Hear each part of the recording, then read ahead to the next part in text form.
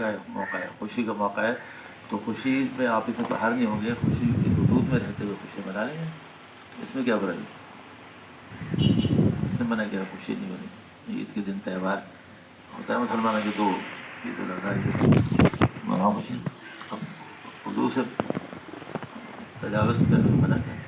شادی تقریبات ہیں اور پھر جتنی بھی خوشی ہیں ایک حد تک تو صحیح ہے، اس کے خلاف ہو جائیں گی تو پھر وہی بدعت کہلاتی ہے، جو سنت سے ہٹے ذرا سے، تو وہ جو ملفوظ حضرت اور سارے ہمارے بزرگان، یعنی جتنے بزرگان کا نام دے رہے ہیں اور جتنی ان کی باتیں ہیں، ملفوظات ہیں، ان کی باتیں ارشادات ہیں، تو وہ ہمارے ساری زندگی ہمارے کام کی اتنی ہے اس کے انتہا نہیں، تو ہمیں وقت نکالنا پڑے گا پڑھنے کے لیے، سننے کے لیے، ہر روز پڑھتے پڑھتے پڑھتے چھوٹی عمر سے ہو جائے تو سبحان اللہ، لیکن کیا ہے کہ جب تمہیں 50 سال کا ہو گیا، میں اگر 15 سال کی عمر میں بیٹھتا تو جاب نہیں بیٹھوں گا، تو یہ کب؟ یہ تو کسی نے نہیں کہا کہ آپ 50-60 سال کی صبح میں بزرگ میں نہ جائیں، جس کو جب خیال ہے توفیق جب مانگتے تو دو باتیں زیادہ توفیق جانے کو جہاں بات کی توفیق طلب بھی کرو کہ اللہ مجھے لگا دے، مجھ سے نہیں بن پڑ رہا، یہ دوسرے معنوں میں یہ توفیق بھی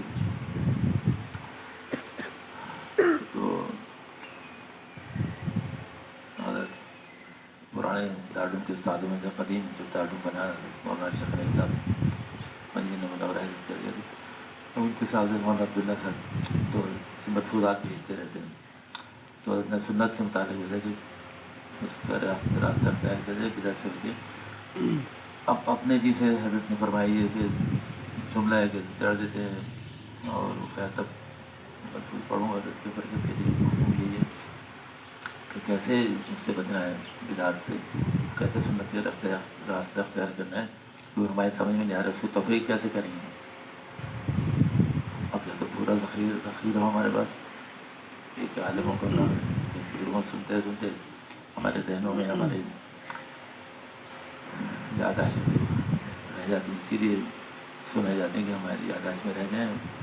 تو حضرت نے کہا کہ بھی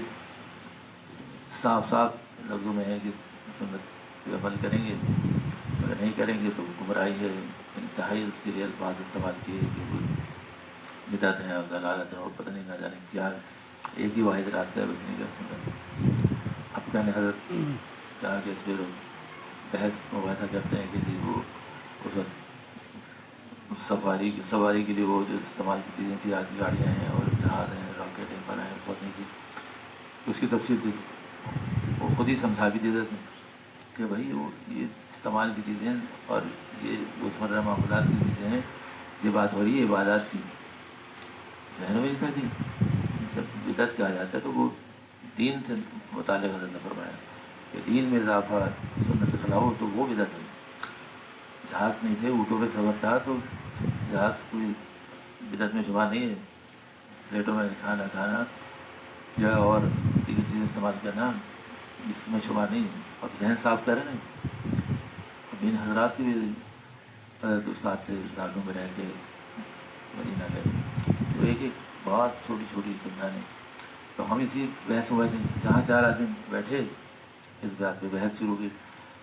یہ نہیں دیکھا کہ وہ بھائی اس پہ سن لیا تھا عمل ہو جاتا ہے، بحث سے وقت آیا، ذہن منتشر اور آپس میں دوریاں ناگواریاں کے بھی بحث میں پڑ گئے، الجھنوں پڑ گئے، تو اس میں کوئی بحث ہی نہیں، سنت معاملات میں تو بحث ذرا سی رتی برابر بھی نہیں ہے، وہ تو قیامت تک کے لیے جو بات فرما دی وہ اس ہوگی پتھر کو لکیر کی طرح، اور وہ ہمارے ایمان کا سر، یعنی بحث کرتی ہے تو خطرہ ہے ایمان کا، ذرا سا کہیں دائیں بائیں ہمارے جملے ہماری باتیں ہو گئی تو پکڑ ہو جائے گی، تو اس سے بھی کیسے بچیں کہ اس بحث سے بچیں، اور جو بزرگوں نے بتا دیا اس پہ عمل کریں، سنت پہ عمل ہے، سنت ہے، وہ کیا چیزیں سنت ہیں جو شریعت میں اور اسلام میں جو داخل ہے وہ جو باتیں یہ چیزیں استعمال کی، ایسے کولر اور ایسے یہ سب چیزیں اور گلاس نہیں تھے تو یہ کوئی آدمی فرمائے کہ بدعت نہیں، پر ایک طبقہ ہے اس کو زور دے رہا ہے تو آپ بیٹھے نہیں ان کے پاس، بحث و بحث میں پڑھے نہیں، تو اپنے کا ذہن صاف رہے گا. اللہ خیر نقاب دن سے یہ ادارہ کی سکون و قلب ہے، اتنی چھوٹی چھوٹی مجبور ہیں جو ہماری زندگی میں فرما رہے ہیں کہ سب سے پہلے تو عقائد درست ہوں، ہر چیز کی درستگی. یعنی مسجدیں بھی بنتی ہیں تو وہ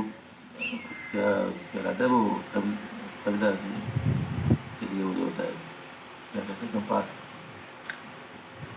تو اس سے قبلے کی درستگی ہوتی ہے. اور اس کے اوقات بھی ہیں، فلاں وقت میں قبلہ درست ہوگا تو اس رخ میں بنے گی.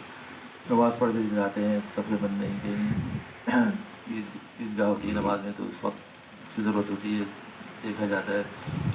تعین ہوتا ہے کہ بھائی قبلہ دوستوں جب جا کے اس کی درستگی کے ساتھ نماز ہوتی ہے. تو یہ ہر چیز میں ہم اپنی پوری زندگی میں شامل کر لیں کہ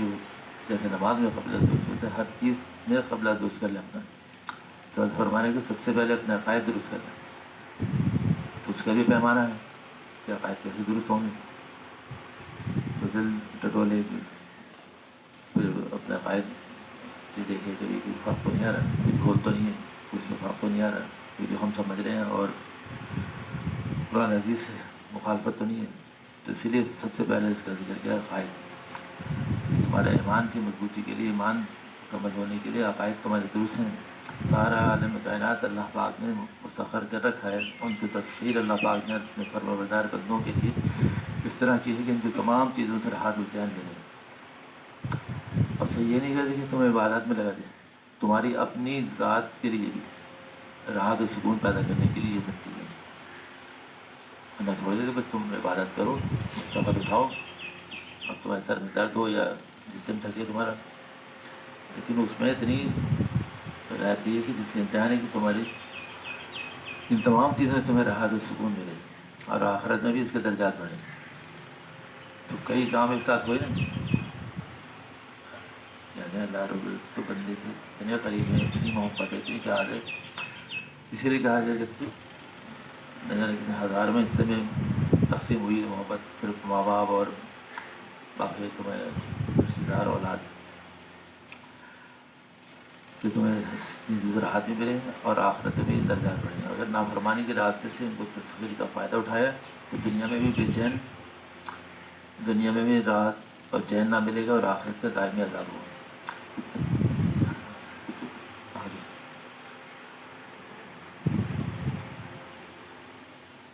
سکون و قلب میں پڑھتی جائے.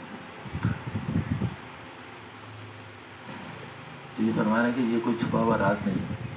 اور ایسی کوئی بات بھی نہیں فرمائی، کھول کے بیان کر دی. یعنی سنتوں کے بارے میں قرآن اور حدیث تو نہیں پڑھے ہم لوگ، تو ان بزرگان نے جنہوں نے سمجھ لیا انہوں نے کھول کھول کے ایک ایک چیز بیان کروا دی. کیا عقائد درست آئیں گے تو تمہاری اپنی راحت سکون بھی ہوگا اور آخرت میں معاملہ درست ہوگا. یہاں بھی تم سکون سے ہو جاؤ اور آخرت معاملات مناظر طے ہو جائے سکون سے. یہ کوئی چھپا ہوا راز نہیں. کتنی باتیں چھپا چھپا کے ہوتی ہیں. جو اردو میں کہتا ہوں اردو بہت خوبصورت زبان ہے، وہ بہت نہ اس کو ہمیں بولنا آتا ہے، نہ لکھنا آتا ہے، نہ پڑھنا آتا ہے، اس لیے سیکھی نہیں.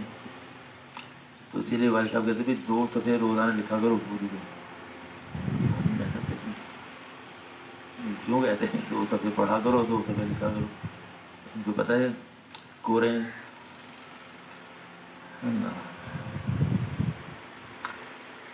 یہ کوئی چھپا ہوا راز نہیں ہے. اللہ پاک نے دنیا بھی پیدا کی اور آخرت بھی، اور کھول کر بتا دیا کہ دنیا صرف متاع غرور ہے اور اصل گھر تو آخرت کا ہے. اب جہاں رہو